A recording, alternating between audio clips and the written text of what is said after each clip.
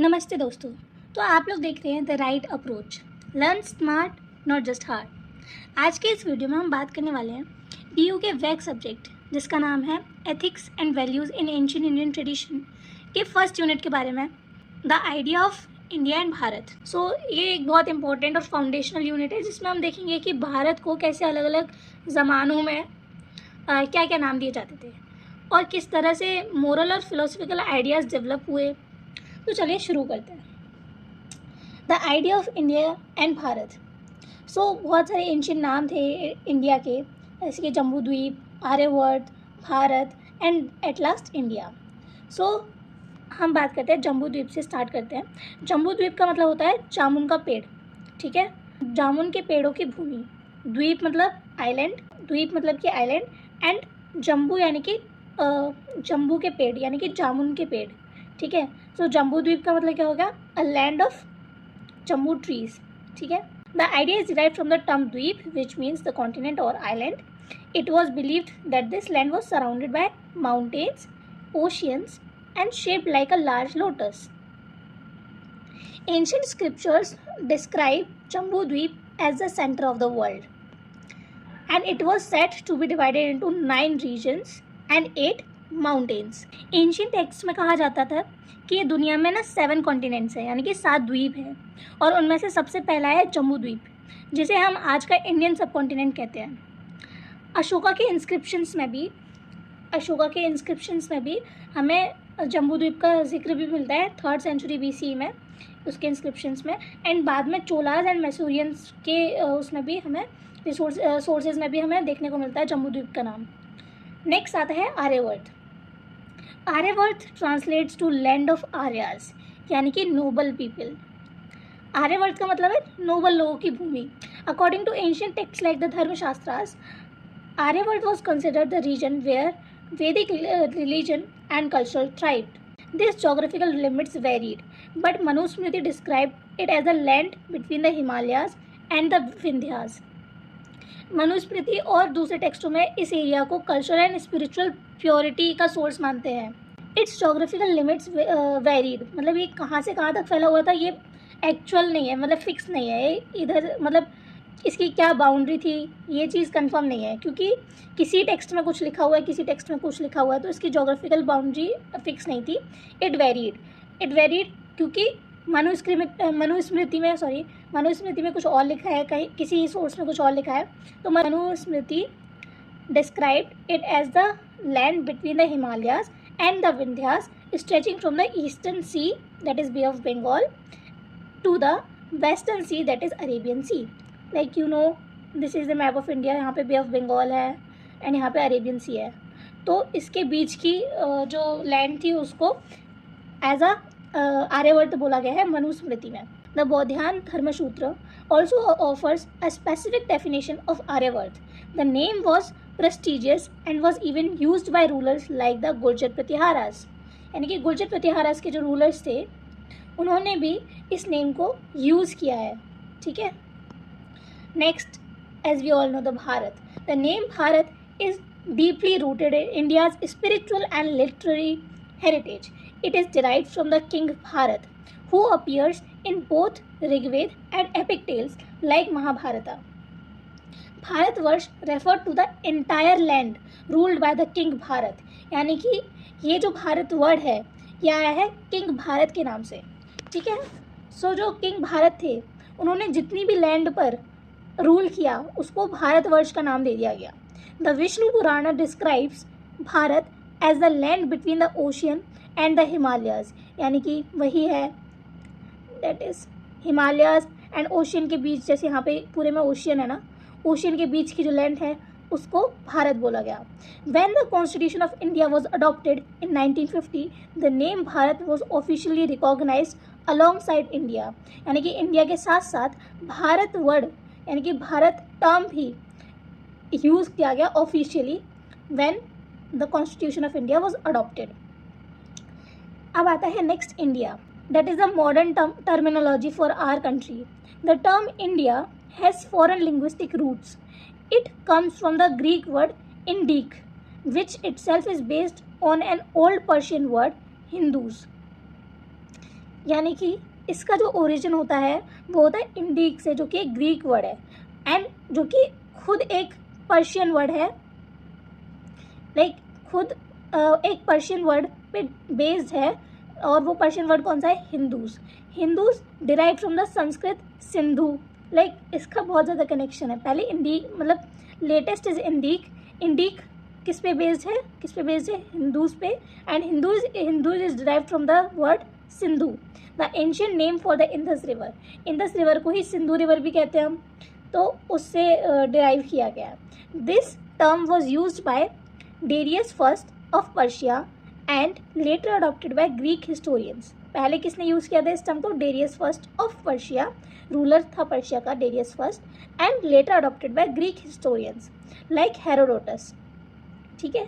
Over time it came to refer to the land beyond the Indus and eventually the whole subcontinent. Early discourse on moral order, रीत इन वैदिक traditions. रीत pronounced as रीत, okay, वो मैंने ऐसे pronounce किया है, was one of the core concept in Vedic philosophy, referring to the cosmic order that govern both the universe and human life. एक ऐसा कॉन्सेप्ट, एक ऐसा कोर कॉन्सेप्ट जो कि क्या करता है? यूनिवर्स एंड ह्यूमन लाइफ को गवर्न करने में हेल्प करता है। एक ऐसा कॉस्मिक ऑर्डर है ये। ठीक है। It symbolized natural law, truth, harmony and balance. ठीक है। According to Vedic believes, everything in the universe from the movement of stars, human behaviour should align with Rita. यानी कि वैदिक बिलीव्स के अकॉर्डिंग जो भी चीज़ यूनिवर्स में हो रही है, चाहे वो स्टार्स का मूवमेंट हो, चाहे ह्यूमन बिहेवियर हो, चाहे कुछ भी पत्ता भी हिल रहा है, तो वो किससे अलाइन होना चाहिए? रीत से। ठीक है। रीत वॉज क्लोजली एसोसिएटेड विद धर्म। इस इधर का मतलब है कि रीत के अकॉर्डिंग ही होना चाहिए, वो should be align with Rita. Okay. Rita was closely associated with dharma, righteous living.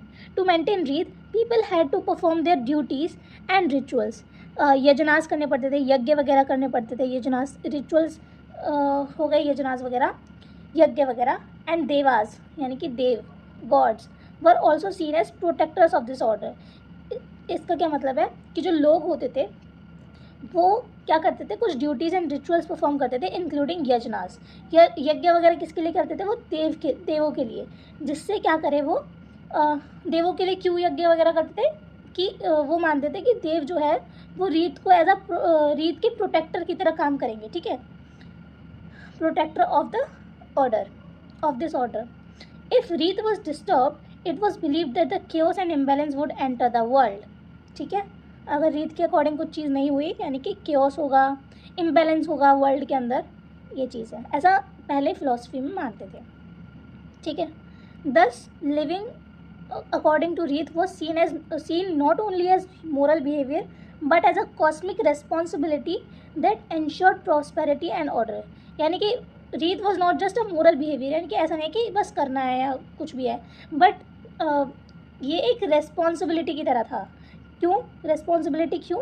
ताकि प्रॉस्पेरिटी एंड ऑर्डर बना रहे सोसाइटी में। ठीक है। Now let's come to the debates in Upanishads and the Shramanic traditions. Upanishad. The Upanishads are philosophical texts written between 800 to 500 BC. They form the concluding part of the Vedas and are collectively called Vedanta, the end of Vedas. Vedanta यानी कि देखो, Veda plus अंत is Vedanta. Okay. So and Vedanta यानी कि end of the Vedas. They form the concluding part of the Vedas and are collectively called as Vedanta, the end of Vedas. यानी कि सारे वेदास जो होते थे वो कलेक्टिवली कैसे बोले जाते थे? Vedantas. These text moved beyond rituals and focused on deep spiritual questions. कौन कौन से डीप स्पिरिचुअल क्वेश्चंस होते थे? है ना, what is the nature of reality. ठीक है, ऐसे ऐसे क्वेश्चंस होते थे। What is the true self, यानी कि आत्मन क्या है, मतलब हम क्या है, खुद पे ही वो हो रहा है। What is the ultimate reality, ब्राह्मण, यानी कि क्या इस वर्ल्ड की रियलिटी क्या है, अल्टीमेट रियलिटी क्या है। ऐसे क्वेश्चंस होते थे, फिलोसफिकल क्वेश्चंस। ठीक है, स्पिरिचुअल कह लो या फिलोसफिकल कह लो। The main philosophy of Upanishads is that Atman यानी कि सोल, आत्मा कह लो, is not different from Brahman, universal reality. यानी कि इसमें बोल रहे हैं कि जो मेन फिलॉसफी थी उपनिषदास की, उसमें क्या होता था, उसमें ऐसा माना जाता था कि आत्मन यानी कि सोल जो है वो यूनिवर्सल रियलिटी से अलग नहीं है. They emphasized self inquiry, introspection and spiritual knowledge over rituals. जैसे ऊपर क्या हो रहा था, ऊपर के रीत में क्या हो रहा था कि वो रिचुअल्स पे डिपेंडेंट थे, रिचुअल्स के ऊपर सारी चीज़ें बेस कर रहे थे, ठीक है. बट उपनिषदास में जो ये फिलॉसफी थी वो चेंज हो गई. एंड उसमें क्या होता है, वो क्या बोलते हैं कि खुद की सेल्फ इंक्वायरी करते हैं, इंट्रोस्पेक्शन करते हैं एंड स्पिरिचुअल नॉलेज को ऊपर रखते हैं रिचुअल से, ठीक है. They also introduced ideas like maya यानी कि illusion.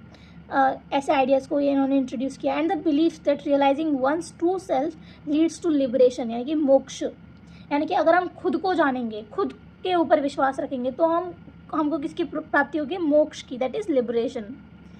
Now let's come to the Shramanic traditions. At the same time यानी कि उपनिषदास के ही टाइम पे Shramanic movements emerged that challenged Vedic authority. Shramanic traditions भी एमर्ज हुए जिन्होंने क्या किया, वैदिक अथॉरिटी को चैलेंज करना स्टार्ट कर दिया. And the caste based social system, जो भी कास्ट बेस्ड सिस्टम था, these included Jainism founded by Mahavira, Buddhism founded by Gautam Buddha. Okay, so these are part of Shramanic traditions. The Shramanic path emphasized karma and rebirth. ठीक है, ये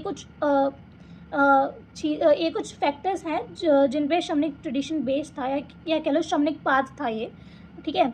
कर्म एंड रीबर्थ, अहिंसा यानी कि non violence, renunciation of material desires यानी कि त्याग दो, मटेरियल चीज़ों को त्याग दो, spiritual liberation through meditation and discipline. जैसे कि आपको पता है कि मेडिटेट करना ये वो, तो उससे क्या वो मानते थे कि उनको स्पिरिचुअल मोक्ष मिलेगा, लिबरेशन मिलेगी, ठीक है, किसके थ्रू, मेडिटेशन एंड डिसिप्लिन के थ्रू. ये कुछ फैक्टर्स हैं, तो ये याद कर लेना, ये एग्जाम में आते हैं. These traditions rejected Brahmanical dominance. जो भी ब्राह्मणास का डोमिनेंस था, जो उन्होंने कास्ट सिस्टम बना के रखा था, उसको क्या किया, इन ट्रेडिशंस ने रिजेक्ट किया. And attracted people from all sections of the society. क्योंकि जो ब्राह्मणिकल ट्रेडिशन था उसमें क्या होता था कि बहुत सारे सेक्शंस को इग्नोर कर दिया जाता था, लाइक शूद्रास को एंड बाकी वर्णों को. बट शमनिक ट्रेडिशंस में क्या हुआ, ये ओपन थे सब लोगों के लिए, इसलिए this attracted people from all sections of the society. Okay, Jainism taught that even harming a tiny insect was unethical. ठीक है, किसी भी मतलब इंसेक्ट को भी हार्म करना इज अनएथिकल, ये जैनिज्म में कहा जाता था. Buddhism promoted the four noble truth and the eightfold path, advocating right action, right speech and right livelihood as the basis of ethical living. So आप ना ये 8 फोल्ड पाथ और ये 4 नोबल ट्रूथ याद कर लेना, ये लिख सकते हो एग्जाम में, ठीक है. I have not added it here, but हाँ आपको स्क्रीन पे 8 fold path and 4 noble truth दिख जाएंगे, ठीक है. तो उनको एक बार याद कर लेना, एग्जाम में लिख कर आ सकते हो. Conclusion. Unit 1 offers a rich exploration of how India's identity evolve. कैसे नेम्स थ्रू नेम्स, है ना, कि कैसे नेम्स डेवलप हुए, कैसे नेम्स इवॉल्व हुए, फिलोसफी इवॉल्व हुई, कॉस्मिक बिलीफ इवॉल्व हुआ and ethical debates from Jambudvipa and Aryavarta to Rita and atma. India's roots reflect not just geography but a deep spiritual and moral vision that continues to shape the nation's ethical framework. Indian tradition का unit 2 that is state, society and dharma. Let's start. Ethical foundation of Indian culture. The fabric of Indian civilization has always been deeply tied into the ethical values. Concepts like state, social system and dharma were not separate spheres but part of one interconnected worldwide. यानी कि state, social system and धर्म, ये जो सारी चीज़ें हैं ये अलग अलग नहीं थी बल्कि एक दूसरे से जुड़ी हुई थी. These principles did not just shape institutions but also they influenced how people live. यानी कि जो लोग थे उनके लिविंग स्टैंडर्ड्स को भी ये इन्फ्लुएंस करता था. Interacted and govern. Dharma acted as the anchor guiding human behaviour and governance with moral compass. यानी कि धर्म कैसे काम करता था, एक एंकर की तरह काम करता था जो कि ह्यूमन बिहेवियर को गाइड करता था एंड गवर्न करता था विद अ मोरल कंपास. यानी कि उसमें एथनिसिटी लाते हुए ये सारी चीज़ें करता था and act like a anchor. Now the concept of state in ancient Indian tradition. In ancient Indian thought the idea of state वॉजन merely political और एडमिनिस्ट्रेटिव, यानी कि केवल पॉलिटिकल और एडमिनिस्ट्रेटिव नहीं था बल्कि एक स्पिरिचुअल एंड मोरल नेचर से भी था। Kingship came with responsibilities beyond managing territory, ठीक है, यानी कि जो किंगशिप थी यानी कि जो राजा था वो केवल टेरिटरी को चलाने के लिए यानी कि लैंड को चलाने के लिए या ज़मीन को चलाने के लिए नहीं था, बल्कि उसके ऊपर बहुत सारी रेस्पॉन्सिबिलिटीज़ थी। और ruler was expected to uphold dharma, यानी कि जो रूलर होता था यानी कि जो राजा होता था उसको ऐसा उससे एक्सपेक्ट किया जाता था कि वो धर्म के प्रिंसिपल्स को अपहोल्ड करें and act as a custodian of justice truth and order, कि ऐसा भी एक्ट करे कि वो जस्टिस ट्रूथ और ऑर्डर के प्रिंसिपल्स को भी अपनाए। Text like Mahabharata, Ramayana and Arthashastra outline a vision of leadership that emphasized ethical duty that is rajdharma, कि महाभारता, रामायण और अर्थशास्त्र में भी बहुत सारी ऐसी लीडरशिप की बातें लिखी हुई हैं जिनमें ये दिखाया जाता है कि राजधर्म को फॉलो कर कर ही एक fair governance and service to people दी जा सकती है। The state was seen as the protector of both physical wellbeing and moral order. The idea of society in ancient India, ये हमने स्टेट का देखा कि स्टेट जो था वो not only as political and administration की तरह काम करता था बल्कि स्पिरिचुअल और मोरल भी था नेचर से। एंड किंगशिप यानी कि राजा को माना जाता था कि वो राजा से एक्सपेक्ट किया जाता था कि वो धर्म को अपहोल्ड करे, जस्टिस ट्रुथ एंड ऑर्डर को फॉलो करे, प्रिंसिपल्स के उस पर चले। एंड महाभारत, रामायण एंड अर्थशास्त्र में भी ये चीज़ें लिखी गई है एंड उसमें क्या लिखा गया, राजधर्म के बारे में लिखा गया है कि कैसे किसी राजा को धर्म को फॉलो करना चाहिए while following its leadership responsibility. And the state was seen as a protector of both physical wellbeing and moral order, दोनों के ही प्रोटेक्टर की तरह देखा जाता था स्टेट को। ये हो गया स्टेट के बारे में। अब बताया the idea of society in ancient India. Indian society was structured but flexible, structured तो थी बट फ्लेक्सिबल थी साथ साथ में। Given together by mutual responsibilities, social roles were defined by not by hierarchy but by dharma, यानी कि जो social roles थे कि कौन क्या काम करेगा वो केवल हायरार्की पर बेस्ड नहीं थे, हायरार्की पर अलोन बेस्ड नहीं थे बल्कि धर्म पे भी बेस्ड थे। Individual duties based on one stage of life, occupation and abilities, यानी कि जैसे 4 स्टेज होती है लाइफ की। एक बचपन वाला होता है, एक जब 20s में आ जाते हैं, जब जवान कह लो जवानी होती है, फिर मिडिल एज आती है ना, एक क्लास में बुढ़ापा आता है। तो ये इन चारों स्टेजेस में कैसे क्या ऑक्यूपेशन होंगे, क्या एबिलिटी है उनके अंदर, तो उसके अकॉर्डिंग ड्यूटीज़ को बांटा जाता था। Harmony within society was achieve not through force but through shared ethical conduct and a deep sense of interdependence. So ये भी था कि फोर्स के थ्रू सोसाइटी की हार्मनी को अचीव नहीं किया जाता था बल्कि एक shared ethical conduct and a deep sense of interdependence, एक दूसरे पे डिपेंडेंट होकर ही एंड एथिकल कंडक्ट रखकर ही हार्मनी को मेंटेन किया जाता था सोसाइटी के अंदर। Instead of rigid systems, ancient society allowed scope for moral evolution and reform, यानी कि उसमें रिफॉर्म भी हो सकता था। इतना भी रिजिड सिस्टम नहीं था एंशिएंट सोसाइटी के अंदर, वो अलाउ करते थे रिफॉर्म्स एंड मोरल एवोल्यूशन को। The idea was to live in sync with both personal duties and collective wellbeing, यानी कि अपने कर्तव्य को समझ के और अपने कम्युनिटी के हित में काम करना, यही जीने का सही तरीका माना जाता था। Now next is meaning of nature of dharma in ancient Indian thought. Dharma in ancient Indian tradition is a layered and dynamic concept. It goes beyond rituals, religious rituals, to include personal ethics, social responsibilities and cosmic balance. धर्म का मतलब केवल ये नहीं पूजा पाठ करो and religious activities करो, ये नहीं। इसमें व्यक्ति की पर्सन की जो पर्सनल एथिक्स हैं एंड सोशल रिस्पॉन्सिबिलिटीज़ हैं कि सामाजिक जिम्मेदारियाँ एंड कॉस्मिक बैलेंस भी इंक्लूड होता है धर्म के अंदर, ना कि केवल religious rituals. It's about doing the right thing in the right way, सही चीज़ को सही तरीके से करना। It's all about that depending on one's role, time and context. Found in sources like Vedas, Upanishads, Manusmriti and Bhagavad Gita, dharma was never won size fit all. It changed with circumstances and emphasized intentions, righteousness and balance, both within the self and in the world. And ये जो धर्म का concept आता है वो हमने देखा है बहुत सारे सोर्सेज में लिखा हुआ, जैसे कि वेदास, उपनिषदास, मनुस्मृति, भगवद गीता। बट ऐसा नहीं था कि एक ही कॉन्सेप्ट जो है वो उस समय फिट बैठ जाएगा, हर एक किसी में आ जाएगा, बल्कि ये चेंज होता रहा सर्कमस्टांसेस पे। जैसे जैसे एम्फेसाइज इंटेंशन, यानी कि क्या इंटेंशन के साथ वो काम किया गया है, उस पर righteousness and balance, both with in the self and in the world. Balance किसके बीच में, खुद के बीच में एंड ब्रह्मांड के बीच में, मतलब जो भी बैलेंस बना के रखना, उसके अकॉर्डिंग चेंज होता रहा जैसे जैसे सर्कमस्टांसेस आए एंड अगर कोई काम गलत भी किया तो उसके पीछे इंटेंशन क्या था, तो ऐसे चेंजेस होते रहे। ऐसा नहीं था कि ये एक ही बार में फिट हो गया सोसाइटी के अंदर सबके अकॉर्डिंग। ये चीज़ थी। Kingship and niti, role of ethical and spiritual values.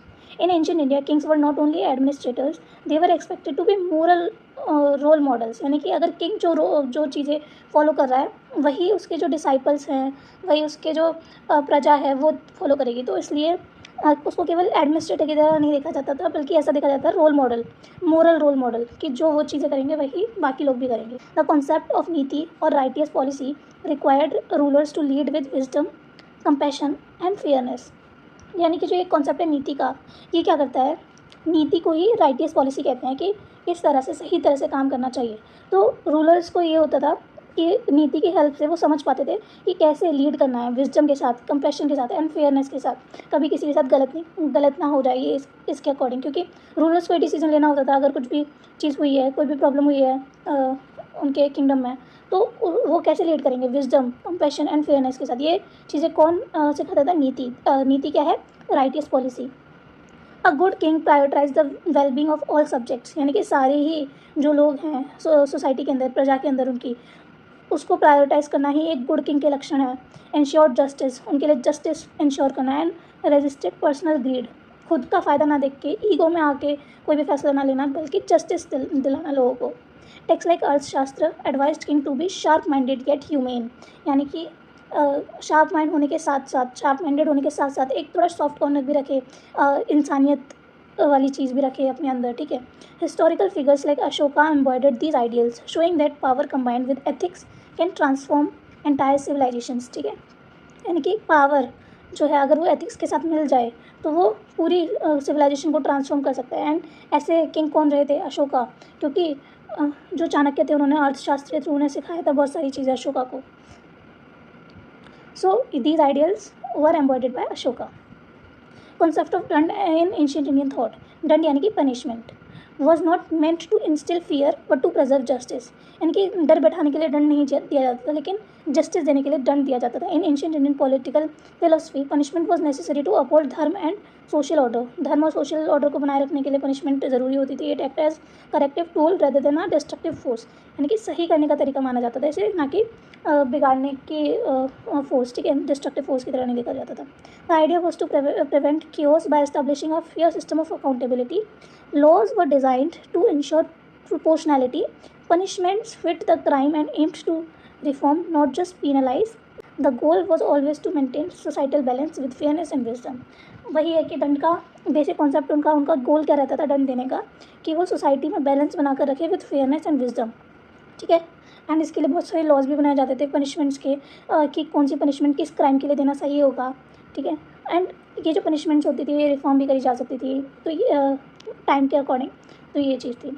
Now the idea of rashtra. The term rashtra in Indian tradition referred not only to geographical territory but to a living cultural community bounded by shared values. यानी कि एक ऐसी political boundary जो कि आपस में एक same culture share करती हैं एंड वैल्यूज शेयर करती हैं, उसको राष्ट्र का नाम दिया गया। राष्ट्र का मतलब केवल जोग्राफिकल टेरिटरी से नहीं है, बल्कि cultural community, common cultural community and shared values से भी है, shared values, ethics and purpose से भी है। It wasn't just a political unit, it was a moral collective guided by dharma, ठीक है। In this vision every individual contributed to strength of rashtra by living ethically and fulfilling their duties. Every individual, हर एक individual ने क्या किया, राष्ट्र को एक स्ट्रेंथ प्रोवाइड करने में हेल्प की। कैसे करी, एथिकली जी कर एंड अपनी ड्यूटीज़ को फुलफिल करके हर एक इंडिविजुअल क्या करता था, राष्ट्र को स्ट्रेंथन करने में हेल्प करता था। The king was seen as the guardian of this collective identity. King को कैसे देखा जाता था, गार्जियन, ठीक है, guardian of this collective identity, कि सारे लोग shared culture, shared purpose, ethics, ये सारी चीज़ें, वैल्यूज़, ये सारी चीज़ें शेयर कर रहे हैं। कलेक्टिव आइडेंटिटी आ रही है and unity in diversity was the defining feature of a strong nation, ठीक है। The idea of sanskar. Sanskar refers to the impressions and values ingrained in the individual through life rituals and social practices. संस्कार ऐसी चीज़ें थी कि जो कि किसी भी इंडिविजुअल के अंदर आती थी, इम्प्रेशन करती थी। संस्कार वो चीज़ें थी जो भी किसी भी इंडिविजुअल के अंदर वैल्यूज़ इंप्रेशंस इनग्रेन करती थी थ्रू इसके थ्रू लाइफ रिचुअल्स के थ्रू सोशल प्रैक्टिसेस के through and these were not just symbolic ceremonies they were moments of transformation that help shaped one's character and guide ethical behaviour. संस्कार की help से क्या करते थे लोग अपने आप को क्या करते थे अपने कैरेक्टर को अपने एथिकल बिहेवियर को गाइड करने में ट्रांसफॉर्म करने में हेल्प करते थे। ठीक है। From the time of conception to death, human life was marked by various rites like Upanayana, initiation of learning, vivaha यानी कि मैरिज, ये 16 संस्कार होते हैं ना, 16 संस्कार इन तो ये कुछ संस्कार हैं यहाँ पे, जैसे कि उपनयन संस्कार, इनिशिएशन ऑफ लर्निंग, स्टार्टिंग से मतलब लर्निंग स्टार्ट करना, विवाह यानी कि मैरिज, ये संस्कार हैं। अंत्येष्टि यानी कि last rites, each stage reinforce the importance of living a life align with dharma, helping to nurture a responsible value driven individual. यानी कि ये जो संस्कार होते थे वो एक इंडिविजुअल को हेल्प करते थे कि वो वैल्यू ड्रिवन लाइफ जिए एंड उसकी वो रेस्पॉन्सिबल बने। फॉर एग्जांपल जैसे बचपन है तो बचपन में क्या होगा, उपनयन होगा, उपनयन संस्कार होगा। तो हर एक स्टेज या लाइफ स्टेज के साथ चेंज होते रहते हैं। 4 लाइफ स्टेज होती थी एंड 16 संस्कार हैं। तो ये डिफरेंट लाइफ स्टेजेस में डिफरेंट संस्कार फॉलो किए जाते थे। जैसे मैरिज है तो मैरिज अर्ली 20s में हो गया, जो भी उस टाइम पे स्टेज डिसाइड की जाती थी कि इस स्टेज पे ये संस्कार फॉलो किया जाना है। Social cultural value of ancient India, the overall cultural environment of ancient India was rooted in ethical values, respect for tradition and a commitment of social harmony. ठीक है, सोशल एंड कल्चरल एनवायरनमेंट ऐसा ही था कि इसमें ethical values हो, respect for tradition हो, commitment to social harmony हो, peace बना के रखी जाए। Dharma acted as a thread tying together rulers, citizens and institutions. धर्म क्या था, एक थ्रेड की तरह काम किया जिसने किसको जोड़ कर रखा, रूलर्स को, सिटीजन्स को एंड इंस्टीट्यूशंस को। This ethical ecosystem allowed for both spiritual growth and social order. From families to states, from education to justice, every aspect of life was guided by shared moral frameworks. ठीक है, this resulted in civilization where ethical living was not optional but essential. ethical living जो थी, ऐसा नहीं था कि जिसका मन हो वो करे, जिसका नहीं हो वो मत करे, बट कि एसेंशियल थी एक सोशल हार्मनी बनाने के लिए। ठीक है, so that was the concept. इसका नाम है the purpose of life in ancient Indian text. ठीक, पर्पस क्या है लाइफ का। ठीक है, this unit explores the age old question कि what is the purpose of life, life का पर्पस क्या है, जो कि सदियों से चला रहा है ये question. It delves into how ancient Indian philosophies and spiritual traditions answer this existential inquiry through ethical, philosophical and spiritual perspective. देखते हैं कि कैसे एंशिएंट इंडियन फिलोसफीज ने इस क्वेश्चन के लिए चीज़ें बोली हैं। ठीक है, क्या उनके स्पिरिचुअल पर्सपेक्टिव हैं, philosophical, ethical and spiritual perspective हैं। ठीक है, the unit is structured around 3 key themes: ethics in Buddhist, Jaina and Shamanic thought. This part discusses the moral framework laid down Buddhism, Jainism and other heterodox schools, that is Shamanic traditions. So देखते हैं कि Buddhist perspective क्या कहता है। Buddhism established by Siddharth Gautam, जिनको हम गौतम बुद्ध भी कहते हैं, ठीक है, बुद्धा जिनको कहते हैं, offers a path of suffering by understanding the 4 noble truth and following the 8-fold path. ठीक है, नोबल 8-fold पाथ। तो क्या क्या थे ये 4 नोबल ट्रूथ और 8-fold पाथ क्या थे ये, वो हम देखते हैं। मैंने यूनिट 1 में भी बताया था कि ये इंपॉर्टेंट है, तो इनको याद कर लेना, एग्जाम में लिख सकते हो। ठीक है, सो क्या थे 4 noble truth. First is suffering exist, यानी कि दुख। ठीक है, dukkha means life is inherently full of suffering. ये ट्रूथ है लाइफ का कि लाइफ में ना दुख तो होना ही है, सफरिंग तो आनी ही है। Second is cause of suffering, samudaya rooted in desire and attachment, यानी कि जो कॉज ऑफ सफरिंग है वो किस में रूटेड है, डिज़ायर एंड अटैचमेंट में, अटैच हो जाना, जिससे क्या होता है सफरिंग होती है हमें, ये कॉज ऑफ सफरिंग है। ठीक है, जिसको समुदय भी बोलते हैं। नाउ एंड ऑफ सफरिंग यानी कि निरोध, suffering can be overcome bye eliminating it's cause, यानी कि सफरिंग जो है वो कैसे एलिमिनेट हो सकती है कि हम कॉज को एलिमिनेट कर दें, यानी कि अटैचमेंट ना रखें, ज़्यादा डिज़ायर्स ना रखें, तो उससे क्या होगा कि हम सफरिंग का एंड कर सकते हैं, दुख खत्म कर सकते हैं, निरोध कर सकते हैं। ठीक है, next is path to end suffering, यानी कि जो पाथ होता है जिससे हम सफरिंग को खत्म करते हैं उसे कहते हैं मार्ग, अचीव्ड थ्रू 8-fold पाथ। ये तो फोर नोबल ट्रूथ है। अब जो ये पाथ है सफरिंग को एंड करने का, दैट इज मार्ग, उसको कैसे अचीव कर सकते हैं, थ्रू 8-fold पाथ के थ्रू, है ना। तो एट फोल्ड पाथ क्या है? एट फोल्ड पाथ है, फर्स्ट राइट अंडरस्टैंडिंग, पहले सही समझ होनी चाहिए, grasping the truth of existence, ठीक है। Second is right intention, intention सही होनी चाहिए, कल्टिवेटिंग गुडविल एंड हार्मलेसनेस, ठीक है, किसी को हर्ट नहीं करना, गुडविल कल्टिवेट करना अपने अंदर, इंटेंशन सही रखना। नेक्स्ट इज राइट स्पीच, ये याद कर लेना, 4 नोबल ट्रूथ भी और 8 ये जो पाथ्स हैं, ठीक है, 8 फोल्ड पाथ। तो right speech, truthful and compassionate communication रखना चाहिए, ये है। राइट एक्शन, हमेशा एथिकल बिहेवियर और हमेशा एथिकल बिहेवियर रखना चाहिए और किसी को हार्म नहीं करना चाहिए। राइट लाइवलीहुड रखना चाहिए, अर्निंग विदाउट पॉजिंग इंजरी और इनजस्टिस, किसी को हार्म किए बिना, किसी के साथ इनजस्टिस किए बिना, किसी को नुकसान पहुंचाए बिना अर्निंग करनी चाहिए, ठीक है, ये right livelihood. Right effort, striving to overcome negative mental states, ठीक है। Next is right mindfulness, awareness of body mind and emotions, सही तरीके से उनको कंट्रोल करना कि बॉडी माइंड एंड इमोशंस को सही तरीके से कंट्रोल करना एंड उसका अवेयरनेस रहना कि हम सही काम कर रहे हैं कि नहीं कर रहे हैं, ठीक है। Right concentration, deep meditative focus for spiritual insights, so ये है। नेक्स्ट इज जैन पर्सपेक्टिव, ये तो था बुद्धिज्म पर्सपेक्टिव, बुद्धिस्ट पर्सपेक्टिव कि कैसे पर्पस क्या है लाइफ का। तो पर्पस यही है कि अगर तुम्हें दुख हटाना है तो तुम्हें ये सारी चीज़ें फॉलो करनी पड़ेगी एंड ऐसे ही जीना पड़ेगा, तो ये पर्पस है, व्हाटएवर, ठीक है। So now let's see the Jain perspective. Jainism shaped by lord Mahavira aimed at liberation of the soul by following strict ethical rules, strict ethical rules को फॉलो करके किसी की भी सोल जो है वो लिबरेशन पा सकती है, ये ऐसा कौन बोलते थे? लॉर्ड महावीरा, ठीक है। 3 ज्वेल्स, कौन कौन से ये एथिकल रूल्स कौन कौन से फॉलो करके लिबरेशन कर सकते, तो देखते हैं इसमें 3 ज्वेल्स यानी कि ratnatraya. First is right faith, believe in the principles of truth and non violence, यानी कि हमेशा सच का साथ देना है, नॉन वायलेंस पर विश्वास रखना है, ये राइट फेथ के अंदर आता है, ठीक है। 3 ज्वेल्स थे, उनमें से फर्स्ट वाला था राइट फेथ, ठीक है। Next is right knowledge, understanding the nature of the reality. Right conduct, living in accordance with vows, जो भी वोज हैं उनके अकॉर्डिंग जीना, ठीक है। अब वोज कौन कौन से हैं? 5 मेजर वोज होते थे। First is ahimsa, total non violence, extended even to micro organisms, यानी कि इंसेक्ट को भी हार्म नहीं पहुंचाना है, ठीक है, कोई भी माइक्रो ऑर्गेनिज्म उनको भी हार्म नहीं पहुंचाना है, ये हो गया अहिंसा। सेकेंड वो था सत्य, स्पीकिंग ओनली द ट्रूथ और remaining silent if truth causes harm, ठीक है। अगर किसी ट्रूथ की वजह से क्या हो रहा है, सामने वाले को नुकसान पहुंच रहा है, तो साइलेंट रहो, लेकिन हमेशा ट्रूथ ही बोलो, ऐसा नहीं कि झूठ बोलने लग जाओ उसको बचाने के चक्कर में, या तो चुप रहो या फिर सच का साथ दो, तो ये दूसरा वो था। Third was asteya, not taking what is not freely given, यानी कि वही है, चोरी के ऊपर ही है कि अगर कोई चीज़ फ्रीली नहीं दी गई है तो उसको नहीं लेना, चोरी नहीं करना, बेसिकली इसका मतलब ये है।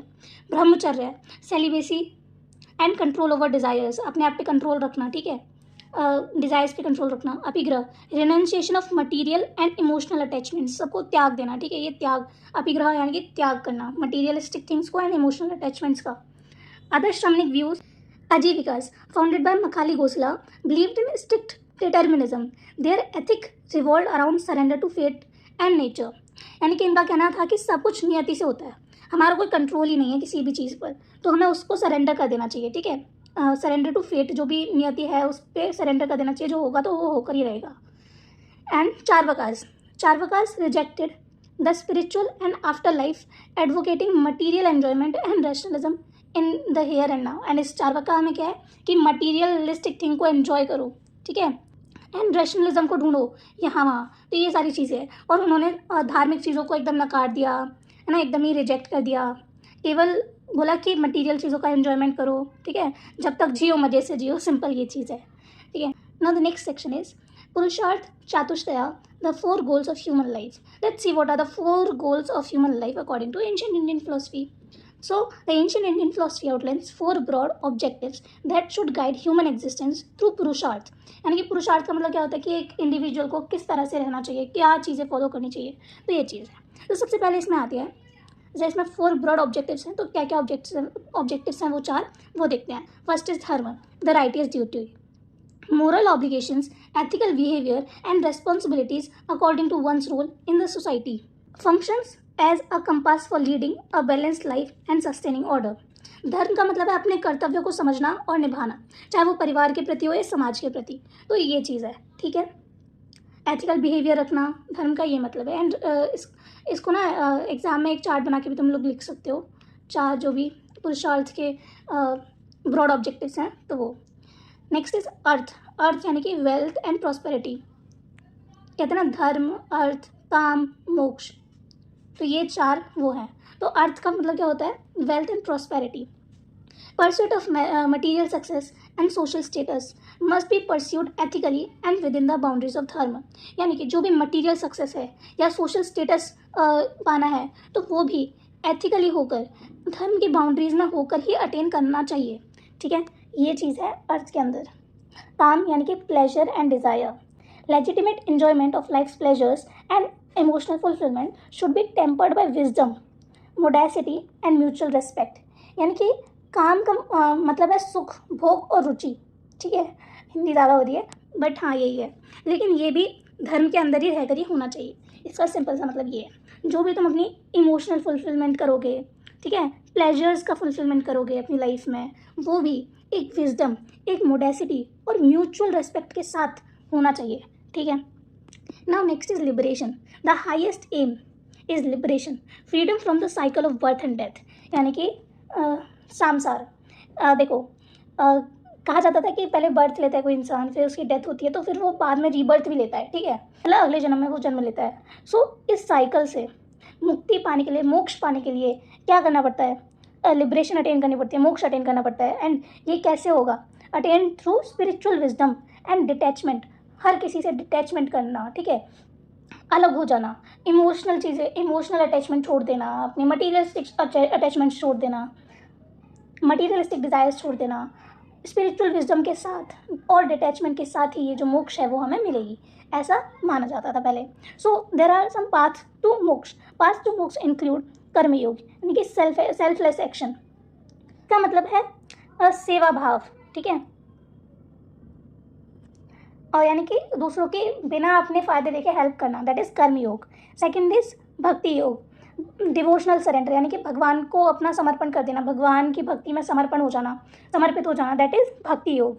नेक्स्ट इज जन योग, इंटेलेक्चुअल रियलाइजेशन, यानी कि ज्ञान से मुक्ति करना। ठीक है, and at last that is Rajyoga, discipline through meditation, and meditation के थ्रू सेल्फ कंट्रोल करना, that is Rajyoga. So these are 4 paths to moksha, जिसको हम करके मोक्ष प्राप्त कर सकते हैं। So these are the things. So next section is ethical insights from epics and Puranas.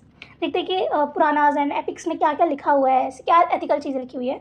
The Ramayana and the Mahabharata are 2 epics narratives along with the Puranas offer countless examples of ethical conflicts and solutions। यानी कि जो रामायण और Mahabharat 2 epics हैं वो along with Puranas वो बहुत सारे countless examples देती हैं एथिकल कॉन्फ्लिक्ट्स के एंड उनके सॉल्यूशंस के।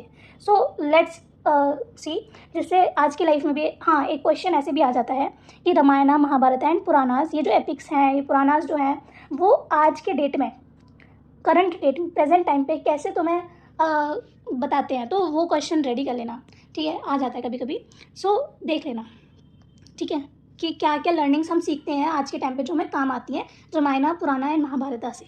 ठीक है, Ramayana, Ram the hero embodies adherence to dharma even when it demands personal sacrifice. यानी कि जो रामायण में राम जो थे, हमने देखा है, तुम लोगों ने रामायण देखी होगी, पढ़ी होगी, तो तुमने देखा होगा कि जो राम जी जो थे वो कितना धर्म को मानते थे। इवन जब पर्सनल सेक्रीफाइस करने का भी टाइम आया, जब उनके सीता जी के टाइम पर भी उन्होंने धर्म को ही अपनाया, जो धर्म कहता था वही चीज़ें की, चाहे उनका पर्सनल चीज़ें ही क्यों ना हार्म हो रही हो, फिर भी उन्होंने धर्म का ही साथ दिया।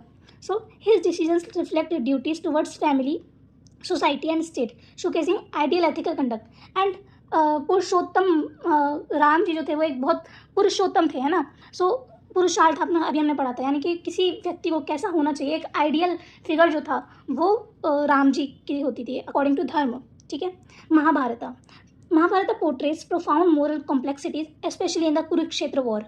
ठीक है, Arjun's dilemma on the battlefield and Krishna console in the Bhagavad Gita present timeless lessons on duty, detachment and inner clarity। Mahabharat में भी हमने देखा कि कृष्ण जी जो थे वो अर्जुन को समझाते हुए, अर्जुन के डिलेमा को दूर करते हुए बैटलफील्ड में क्या करते हैं, बहुत सारी चीज़ें बताते हैं, लेसन्स देते हैं ड्यूटी पर, डिटैचमेंट पर एंड इनर क्लैरिटी देते हैं।